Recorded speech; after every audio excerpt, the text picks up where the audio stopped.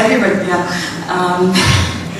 Sorry, I'm so nervous, but yeah. നമസ്കാരം. നടൻ മോഹൻലാലിന്റെ മകൾ വിസ്മയ മോഹൻലാൽ സിനിമാ മേഖലയിലേക്ക് കടന്നിരിക്കുകയാണ്. അവരുടെ പുതിയ സിനിമ റിലീസാകാൻ പോകുകയാണ്. അതിന്റെ ലോഞ്ചുമായിട്ട് ബന്ധപ്പെട്ട ഒരു ചടങ്ങിൽ വിസ്മയ മോഹൻലാൽ ഇന്നലെ സംസാരിക്കുന്നത് കേട്ടു.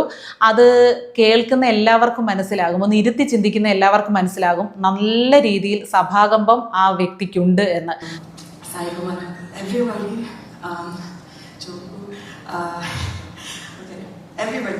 പക്ഷേ ആ സംസാരത്തിന് താഴെ വന്ന കമൻറ്റുകളൊക്കെ മുഴുവൻ നെഗറ്റീവ് കമൻറ്റുകളായിരുന്നു. ഈ പെണ്ണിന് എന്തെങ്കിലും അസുഖമുണ്ടോ, തലയ്ക്ക് വല്ല കുഴപ്പവുമുണ്ടോ, എന്തെങ്കിലും സ്പ്രിങ് വിഴുങ്ങിയിട്ടുണ്ടോ, ഇതിനെ ആദ്യം ആശുപത്രിയിൽ കാണിക്ക്, ഏത് മന്ദബുദ്ധിക്കും സിനിമയിൽ അഭിനയിക്കാൻ പറ്റും എന്നതിൻ്റെ തെളിവാണ് ഈ സംഭവം തുടങ്ങി ഒരുപാട് കമൻറ്റുകൾ കണ്ടു.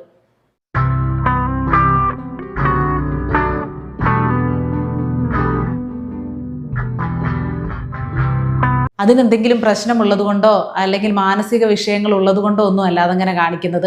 സഭാകമ്പം എന്ന് പറയുന്നത് നിസ്സാര പ്രശ്നമല്ല, ചില്ലറ പ്രശ്നമല്ല, നിരവധി പേരെ അലട്ടുന്ന ഒരു പ്രശ്നം കൂടിയാണത്. പൊതുവേദികളിലൊന്നും സംസാരിച്ച് ശീലമില്ലാത്ത ആളിന് പെട്ടെന്ന് ആയിരക്കണക്കിന് ആളുകളുടെ നടുവിൽ ഒരു മൈക്കുമായിട്ട് ഒരു സ്റ്റേജ് കിട്ടുമ്പോൾ ഉണ്ടാകുന്ന നെഞ്ചിടിപ്പ്, പരവേശം, ബുദ്ധിമുട്ട്, അതൊക്കെ ചില ആളുകൾ മനസ്സിലാക്കിയിട്ടുണ്ട്. എക്സ്പീരിയൻസ് ചെയ്തവർക്ക് അത് മനസ്സിലാകും. അതിനൊരാളെ തെറ്റു പറയാൻ നമുക്കാവില്ല. എന്തെങ്കിലുമൊക്കെ നമുക്ക് രാഷ്ട്രീയമായിട്ടോ അല്ലെങ്കിൽ ആശയപരമായിട്ടോ ഒരാളോട് എന്തെങ്കിലും വിയോജിപ്പുണ്ടെങ്കിൽ അത് വ്യക്തിപരമായിട്ടുള്ള അധിക്ഷേപത്തിലല്ല തീർക്കേണ്ടത്. ഇപ്പൊ CJPയെ കുറിച്ച് വിസ്മയ മോഹൻലാൽ നടത്തിയ പരാമർശം അത് ഇഷ്ടമില്ലാത്ത, അതിനോട് യോജിക്കാൻ പറ്റാത്ത നിരവധി പേരുണ്ട്. ഞാൻ പോലും അതിനെ വിമർശിച്ച ആളാണ്. കാരണം പരമാവധി കേരളത്തിലെ വിഷയങ്ങളിൽ ഒന്നും വായ തുറക്കാത്ത വിസ്മയ മോഹൻലാല് ഡൽഹിയിൽ പാറ്റകളുടെ സമരം ഉണ്ടായപ്പോൾ തൻ്റെ സിനിമ വരാൻ പോകുന്നു എന്നതിൻ്റെ അടിസ്ഥാനത്തിലാണോ എന്തോ അന്ന് വായ തുറന്നു എന്ന് പറഞ്ഞുകൊണ്ട് ഞാനും വിമർശിച്ചിരുന്നു. പക്ഷേ ഇങ്ങനെ എന്തെങ്കിലും പ്രശ്നമുണ്ടോ, കുഴപ്പമുണ്ടോ, തലയ്ക്ക് എന്തെങ്കിലും കുഴപ്പമുണ്ടോ എന്ന രീതിയിലുള്ള വിമർശനമൊന്നും ശരിയല്ല എന്നാണ് എനിക്ക് തോന്നുന്നത്. സഭാകമ്പം ഞാൻ കുറച്ച് മുമ്പ് പറഞ്ഞതുപോലെ നിസ്സാര പ്രശ്നമല്ല. ഈ ഒരുപാട് ആളുകൾ നമ്മളെ തന്നെ ശ്രദ്ധിക്കുന്ന സമയത്ത് തലച്ചോറ് പെട്ടെന്നൊരു ജാഗ്രതയുടെ അവസ്ഥയിലെത്തും. എന്തോ ഒരു അപകട സാഹചര്യമുണ്ട് എന്ന തരത്തിൽ തലച്ചോറിനൊരു തോന്നലുണ്ടാകും. അപ്പോൾ അഡ്രിനാലിൻ എന്ന ഹോർമോൺ ഉൽപ്പാദിപ്പിക്കപ്പെടും നമ്മുടെ ശരീരത്തിൽ. പെട്ടെന്ന് നമുക്ക് തൊണ്ട വരളും, ശരീരം വിറയ്ക്കും, ഹൃദയമിടിപ്പ് കൂടും, തളർച്ച പോലെയൊക്കെ തോന്നും. ചിലർ ബോധം കെട്ടുപോലും സ്റ്റേജിൽ വീഴുന്ന സാഹചര്യങ്ങളൊക്കെ ഉണ്ടായിട്ടുണ്ട്. അപ്പോൾ അത് അതിൻ്റെ പ്രശ്നമാണ്, അല്ലാതെ ആ കുട്ടിക്ക് എന്തെങ്കിലും പ്രശ്നമുള്ളത് കൊണ്ടല്ല. ഇങ്ങനെ വ്യക്തിപരമായിട്ടുള്ള അധിക്ഷേപങ്ങളൊക്കെ ഒഴിവാക്കാൻ പറ്റുന്നതാണ്.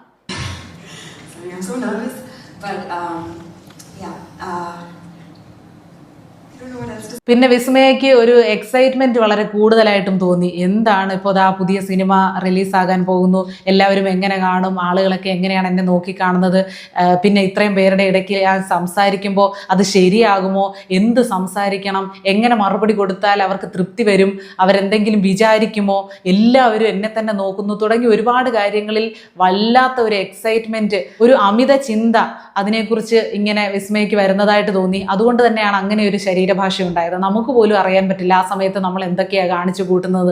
അതാരെങ്കിലും ഒന്ന് റെക്കോർഡ് ചെയ്ത് പിന്നീട് നമ്മളെ കാണിച്ചാൽ മനസ്സിലാവും, ഷോ നമ്മൾ ഇങ്ങനെയൊക്കെ കാണിച്ചോ.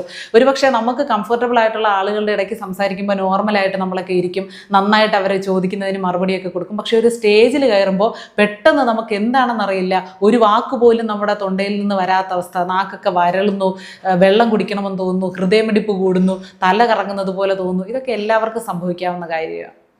Thank you so much. Sai Kumar, everybody. ഈ വിസ്മയ മോഹൻലാലിനെ സംബന്ധിച്ച് ആദ്യം തന്നെ ഒരു ബുദ്ധിമുട്ട് മനസ്സിൽ കിടപ്പുണ്ട്. CJPയെ സംബന്ധിച്ച ഒരു അഭിപ്രായം പറഞ്ഞു. അപ്പോൾ അതിൻ്റെ അടിസ്ഥാനത്തിൽ ഒരുപാട് പേർ തന്നെ അവഗണിച്ചു, അവഹേളിച്ചു. അതൊക്കെ ആ ഒരു ചിന്തയും കൂടിയൊക്കെ ഉള്ളിൻ്റെ ഉള്ളിൽ ഉപബോധ മനസ്സിൽ കിടപ്പുള്ളത് കൊണ്ട് അതിൻ്റെയൊക്കെ അടിസ്ഥാനത്തിലായിരിക്കും മൈക്കിലൂടെ സംസാരിക്കുമ്പോൾ ഒരു ചിന്ത വരുന്നത്, പറയുന്നത് ശരിയാകുമോ, ആളുകൾ എന്നെ കുറ്റപ്പെടുത്തുമോ എന്നുള്ള ഒരു ചിന്ത. അത് സ്വാഭാവികമല്ലേ.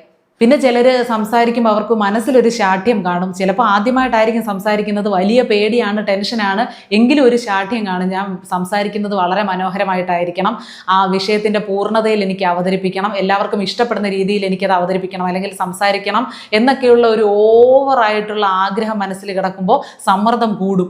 എങ്ങനെ ഞാനത് പറഞ്ഞ് ഫലിപ്പിക്കും എന്നുള്ള ചിന്ത വന്നും ഇങ്ങനെയുള്ള ടെൻഷൻ കൂടി ആ സ്റ്റേജ് കൈകാര്യം ചെയ്യാൻ ബുദ്ധിമുട്ടായിട്ട് വരാം. പിന്നെ ഇങ്ങനെയുള്ള പ്രോഗ്രാമുകളെ സംബന്ധിച്ച് നമുക്കൊന്നും പ്രിപ്പയർ ചെയ്തിട്ട് പോകാൻ പറ്റില്ല. അവിടെ ഇരുന്നു കൊണ്ട് ഓരോ ചാനലുകാർ അപ്പോഴപ്പോൾ ലൈവായിട്ട് ചോദ്യങ്ങൾ ചോദിക്കുകയാണ്, ലൈവായിട്ട് തന്നെ മറുപടി കൊടുക്കണം. ഒന്ന് തയ്യാറെടുപ്പോടെ വരാനുള്ള ഒരു സാഹചര്യം പോലും അവിടെ ഇല്ല. ആത്മവിശ്വാസത്തോടെ സംസാരിക്കണം, എല്ലാവരുടെ മുഖത്ത് നോക്കി സംസാരിക്കണം, കൃത്യമായിട്ട് പതർച്ചയില്ലാതെ സംസാരിക്കണം എന്നൊക്കെ വിചാരിച്ച് വരാമെന്നല്ലാതെ വിഷയങ്ങൾ പ്രിപ്പയർ ചെയ്ത് വരാനുള്ള ഒരു സാഹചര്യം പോലും ഇങ്ങനെയുള്ള ലൈവായിട്ടുള്ള സംസാരങ്ങളിൽ ഇല്ല. അപ്പോൾ അങ്ങനെ ഒരു ടെൻഷൻ കൂടി വരാം. ഇങ്ങനെ സഭാകമ്പത്തിൻ്റെ പ്രശ്നമുള്ള ആളുകൾ ഒരു പൊതുവേദി കൈകാര്യം ചെയ്യേണ്ടത് അത്യാവശ്യമായിട്ട് വരുമ്പോൾ അതിനു മുമ്പ് ചെയ്യേണ്ട കുറേ തയ്യാറെടുപ്പുകളുണ്ട്. കണ്ണാടിയിൽ നോക്കി സംസാരിക്കുക, അല്ലെങ്കിൽ പരിചയമുള്ള ആളുകളോടൊക്കെ ആ വിഷയത്തെപ്പറ്റി, സംസാരിക്കാൻ പോകുന്ന വിഷയത്തെപ്പറ്റിയൊക്കെ ഒന്ന് സംസാരിച്ച് പരിശീലിക്കുക. ഇങ്ങനെ സംസാരിക്കാൻ പോകുന്നതിന് മുമ്പ് ഒന്ന് ദീർഘനിശ്വാസം എടുക്കുക, എനിക്കിതിന് കഴിയും എന്ന ഒരു ആത്മവിശ്വാസം ഉള്ളിൽ ഉണ്ടാക്കിയെടുക്കുക. ഇങ്ങനെ കുറച്ച് ടിപ്സ് ഉണ്ട്. എന്തൊക്കെ എടുത്താലും നമ്മളിങ്ങനെ പൊതുവേദികളിൽ ആദ്യമായിട്ട് സംസാരിക്കുന്നവർക്ക് ഒരു പ്രശ്നമുണ്ടാകും.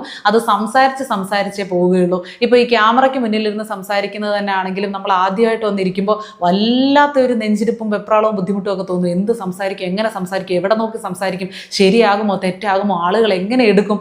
പിന്നെ അത് സംസാരിച്ച് വരുമ്പോൾ നമ്മൾ അതുമായിട്ടൊരു ഓളത്തിനങ്ങ് പോകും, നമ്മൾ ട്രാക്കിലാകും. അങ്ങനെയാണ് എല്ലാവർക്കും. അപ്പോൾ എനിക്കിതേ പറയാനുള്ളൂ. രാഷ്ട്രീയമായിട്ടോ ആശയപരമായിട്ടോ ആരോടെങ്കിലും നമുക്ക് എന്തെങ്കിലും ഒരു വിരോധമുണ്ടെങ്കിൽ വിമർശിക്കുന്നതിനൊന്നും കുഴപ്പമില്ല. എന്നും വിമർശിക്കാം. എപ്പോഴും ആളുകളെ വിമർശിക്കുന്ന ആൾ തന്നെയാണ് ഞാനും. പക്ഷേ വ്യക്തിപരമായിട്ടുള്ള അധിക്ഷേപങ്ങൾ, ഒരാളെ വൈകാരികമായിട്ട് തളർത്തുന്ന വിധത്തിലുള്ള കമൻറ്റുകൾ നമുക്ക് ഒഴിവാക്കാൻ പറ്റുമെങ്കിൽ ഒഴിവാക്കുക. ആ ഒരു വ്യക്തിയെ സംബന്ധിച്ചിടത്തോളം ആദ്യമായിട്ടാണ് സിനിമയിലേക്ക് കയറുന്നത്. അതൊക്കെ അവരുടെ കഴിവിനെ അടിസ്ഥാനപ്പെടുത്തിയിരിക്കും. പിടിച്ചു നിൽക്കുകയോ അല്ലെങ്കിൽ ഫീൽഡ് ഔട്ട് ആവുകയോ ഒക്കെ ചെയ്യുന്നത് അവരുടെ കഴിവിനെ അടിസ്ഥാനപ്പെടുത്തിയിരിക്കുന്ന കാര്യമാണ്. പക്ഷേ നമുക്ക് ചെയ്യാൻ കഴിയുന്ന കാര്യം ഇങ്ങനെ ഒരാളെ തളർത്താതിരിക്കുക. അവർക്ക് എന്ത് വിഷമമായിരിക്കും, എന്തൊക്കെ പറഞ്ഞാലും അവർ ആ ഒരു ഇൻ്റർവ്യൂവിൽ പറയുന്നത് കേട്ടു, ആളുകൾ പറയുന്നതൊന്നും നമ്മൾ മൈൻഡ് ചെയ്യാറില്ല. സോഷ്യൽ മീഡിയയും ആളുകളുടെ അഭിപ്രായത്തെയും ഒന്നും നമുക്ക് നിയന്ത്രിക്കാൻ പറ്റില്ല, ആളുകളുടെ വായ മൂടിക്കെട്ടാൻ പറ്റില്ല എന്നൊക്കെ അവർ പറയുന്നുണ്ടെങ്കിലും തുടർച്ചയായിട്ട് ഇങ്ങനെ ഒരുപാട് ആളുകൾ ഒരേ കാര്യം കമൻറ്റ് ചെയ്യുമ്പോൾ എവിടെയെങ്കിലും ഒരിടത്താണെങ്കിലും അവർക്ക് ഒരു നോവുണ്ടാകും. അത് അനാവശ്യമാണ്. അങ്ങനെ ഒരു കാലത്തും ചെയ്യാതിരിക്കുക, ആരോടും ചെയ്യാതിരിക്കുക എന്ന ഒരു അഭ്യർത്ഥന കൂടി എനിക്കുണ്ട്. നിങ്ങൾക്ക് എന്താണ് ഈ വിഷയത്തിൽ സംസാരിക്കാനുള്ളത്? മോഹൻലാലിൻ്റെ മകളുടെ പ്രകടനത്തെക്കുറിച്ച് നിങ്ങൾ എന്താണ് പറയുന്നത്? നിങ്ങളിൽ എത്ര പേർക്ക് സഭാകമ്പമുണ്ട്? ആ പ്രശ്നത്തെ മറികടന്നവർ ആരൊക്കെയാണ്? എങ്ങനെയാണ് മറികടന്നത്? തുടങ്ങിയ ഒരുപാട് കമൻറ്റുകൾ എഴുതാൻ സാഹചര്യമുള്ള ഒരു വീഡിയോ ആണിത്. നിങ്ങളുടെ എല്ലാവരുടെയും കമൻറ്റുകൾ പ്രതീക്ഷിക്കുന്നു. വീഡിയോ ഷെയർ ചെയ്യുമെന്നും പ്രതീക്ഷിക്കുന്നു.